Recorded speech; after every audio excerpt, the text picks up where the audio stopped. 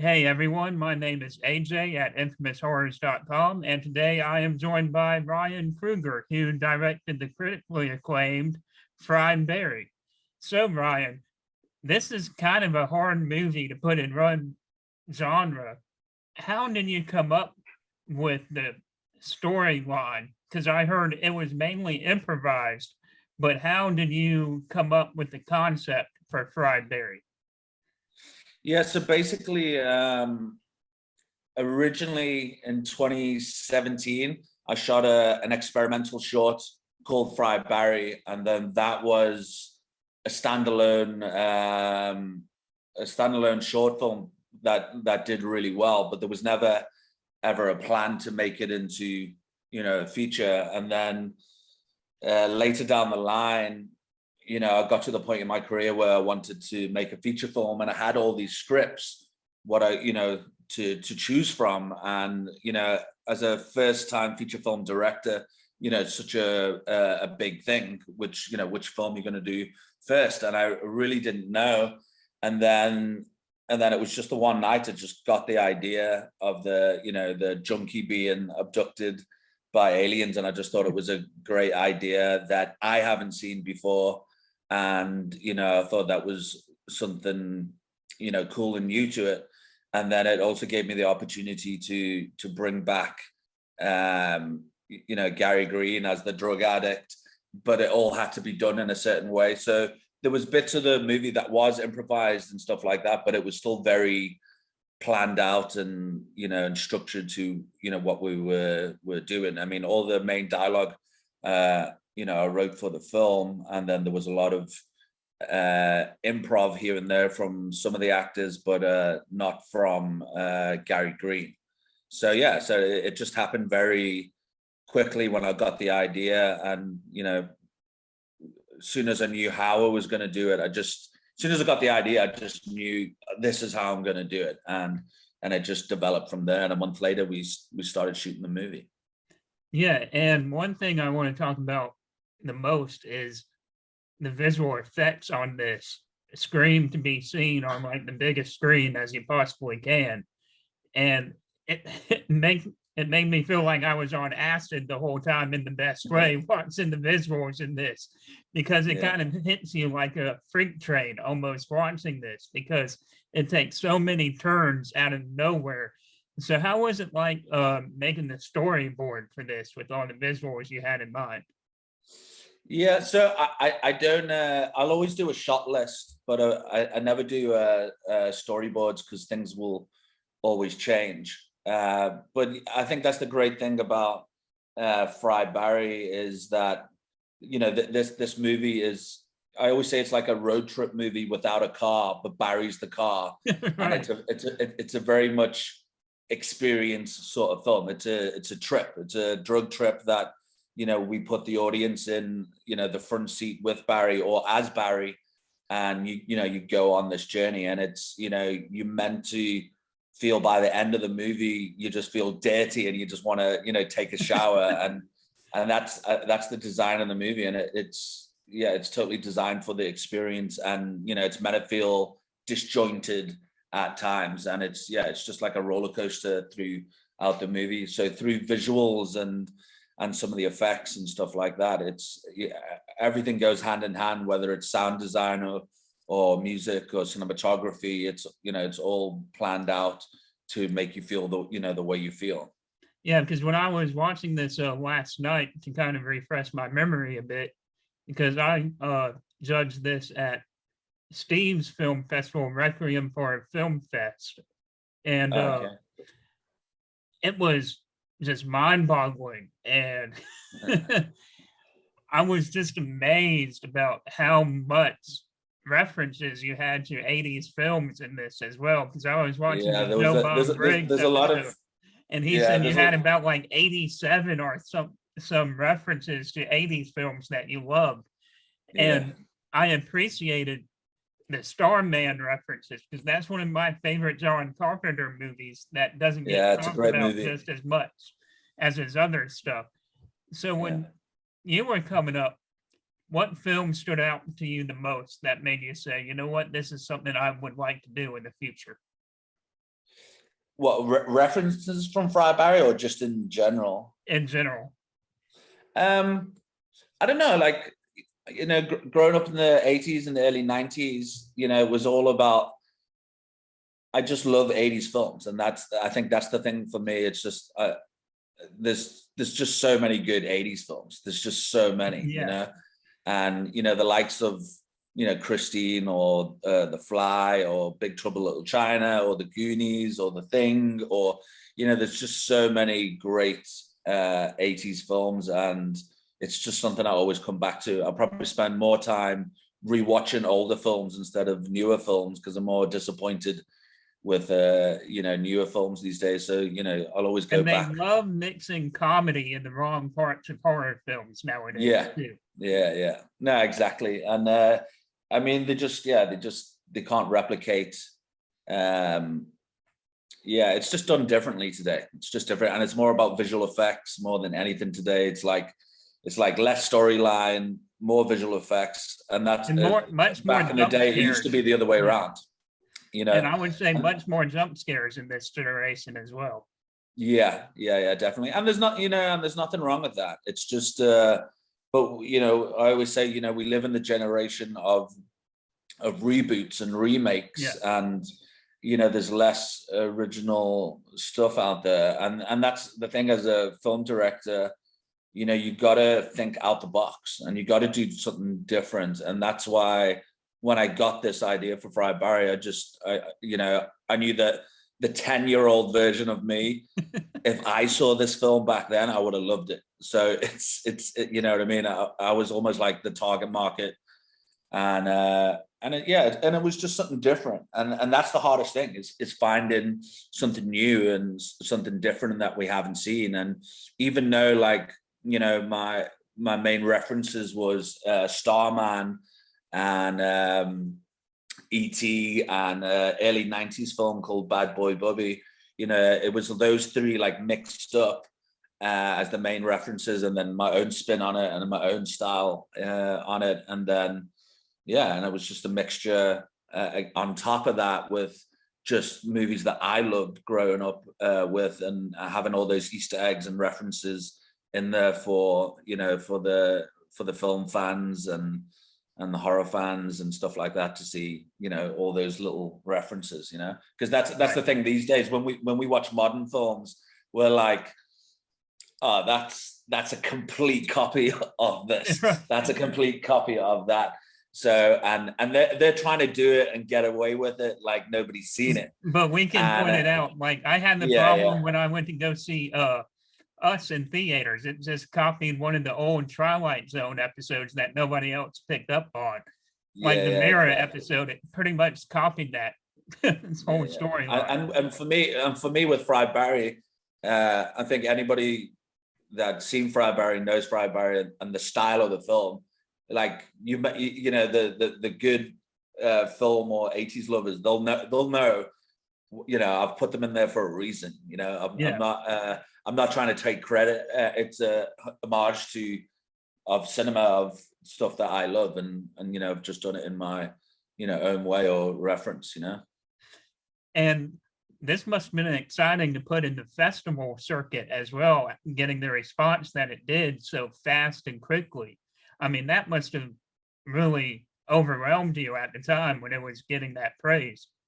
Yeah. I mean, yeah, we did so well at the festival run. I mean, there was so many nominations, and then I think we picked up about 23, 24 awards. So yeah, it was awesome. And you know, with the start of this year and the whole of last year with the, you know, the festival run, where some festivals were online and some weren't. But the cool thing is the festivals that went online also got more attraction and more people were watching it. So it really got out there. And I think that helped a lot, just boosting the the marketing and getting it out there a lot. So that was really awesome. Yeah, and that really helped a lot of journalism people out there too, like me, that when festivals announced that they were going to be streaming and you would be able to cover them online or have the option to go to them if you could, that just helped us see much more stuff like we wouldn't see, like a Friedberry or some of the other films as well. And just what has been the biggest surprise that you've gotten from any review from Friedberry? I don't know. There's I mean, been there's got to so be much. so many of them. Yeah, I mean, we've had like 900 like reviews. It's been insane. So we've had like, critics and reviews and everybody on the phone. So there's been so many, like, and podcasters and YouTubers and all that. There's been so many, but it's always cool just to hear, what people think. And I think the great thing about this type of film, and it's designed in a certain way to also get a reaction of some people, and also just for people to talk about it. And I always find it really interesting that some people will get so much out of this film, and then the people that don't like the film, they don't get anything out of it, in a sense of, Yeah, it's kind of like the they Neon think, Demon experience in a way. yeah. I mean, so somebody will watch it and they think, oh, it's just going from one scenario to the next. And then the other people that are really open-minded and watch it, they see so much more. And there's a lot of depth within Friar. There's, we show the dark side of humanity and how crazy society is. There's a lot going on, and that always really interests me. And it really doesn't bother me if somebody doesn't like it. It just, I knew from the start when I got this idea, it's either you're going to love it or you're going to hate it. And Right. even if you don't like it, you're going to talk about it, and that's what's important for me. So, it's all to do with marketing, and I'm really big on marketing, and how to put things out there, how to get people to talk about stuff. And yeah, it was all designed in a certain way for people to speak about it. And if you've watched this film, it is impossible to forget this film. And Right. that's it's a huge thing. It sounds like an easy thing to say, but it's like going back to what I said before, there's more films now that is just forgotten, that we'll watch and we'll never watch again. We'll stick it on, we'll watch it all. We won't even tell anybody about it because it's not worth a conversation. Or you stick it on and you watch 15, 20 minutes and then you turn it off. And you won't even tell your best friend about it because it's not worth a conversation. So for me, it's very important with this film to make people remember it. Whether you love it or not, you could be sitting there going, oh, and then I had this and it was horrible. And then there was that. And then, you'll always get somebody else going, that actually sounds really good. Like, what was the name of the film again? So I think it's important to think out the box. And I think, there's not enough people, thinking out the box these days, and everybody's playing it safe. And that's the thing that annoys me, because everybody's always playing it safe. And as soon as you do something different or do a different structure in a movie, then people are like, oh, I don't get it, or I don't understand it, or that's not a normal structure. And that's the thing. And if we keep doing the same things, then it's always going to be the same reaction. So as soon as you do something different, then people talk about it. And I think that's the cool thing with this film. And, the amount of fans that we have all around the world, and we've had hundreds and hundreds of messages on our social platforms from people. And it's just been, amazing. And it keeps surprising me all the time, the amount of people from different countries and people just message me about the film. And it's, as I said, it's always really interesting, where there's some things that some people pick up on, and it wasn't even a thing, but I was like, oh, I've never thought of it like that. That's really fucking interesting. So yeah, so it's awesome to hear what people think and say, and what they think it means, or the ending means, and all that. And then with the Easter eggs and people trying to get all the different Easter eggs and then references. So yeah, it's been awesome. It's been so good. And what I love about Friedberry is the fact that you left it open-ended. Yeah. One of the great directors, I forgot who said it, but he said, it's always better to leave a movie with questions than it is answers. So yeah, with the ending of Fried Berry, it leaves it up for so much debate, so much talk of what could happen, what could transpire.